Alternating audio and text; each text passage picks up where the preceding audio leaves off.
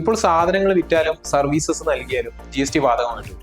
ഉദാഹരണത്തിന് goods traders and manufacturers, contractors, restaurants, consultants, freelancers, commission agents, commercial പ്രോപ്പർട്ടികളിൽ നിന്നോ എക്യുപ്മെന്റ്സിൽ നിന്നൊക്കെ റെന്റൽ ഇൻകം കളക്ട് ചെയ്യുന്ന ആളുകൾ, ഇവർക്കൊക്കെ ചില സാഹചര്യങ്ങളിൽ GST എടുക്കേണ്ടതായിട്ട് വരും. അങ്ങനെയുള്ള സാഹചര്യങ്ങൾ ഏതൊക്കെയാണെന്ന് നമുക്കൊന്ന് ഡീറ്റെയിൽ ആയിട്ട് നോക്കിയാലോ. പലർക്കും ഉള്ള ഒരു തെറ്റായ ധാരണ ഞങ്ങളെല്ലാം സ്മോൾ സ്കെയിൽ ട്രേഡേഴ്സ് ആണ്, അല്ലെങ്കിൽ സ്മോൾ സ്കെയിൽ സർവീസ് പ്രൊവൈഡേഴ്സ് ആണ്, ഞങ്ങൾക്കൊക്കെ ഈ GST രജിസ്ട്രേഷൻ ബാധകമാണ്. പക്ഷെ ഇവരാരും അറിയുന്നില്ല അവരുടെ ടേൺ ഓവർ GST ലിമിറ്റിൽ പറയുന്നതിനേക്കാൾ ഇൻക്രീസ് ആവുന്ന കാര്യം.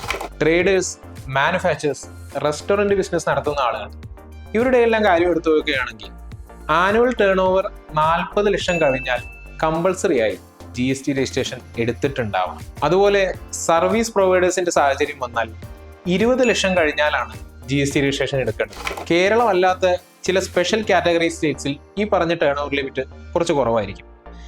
കേരളത്തിൽ ഗുഡ്സിന്റെ ടേൺ ഓവർ ലിമിറ്റ് 40 ലാഖും സർവീസസിന്റെ ടേൺ ഓവർ ലിമിറ്റ് 20 ലാഖുമാണ്.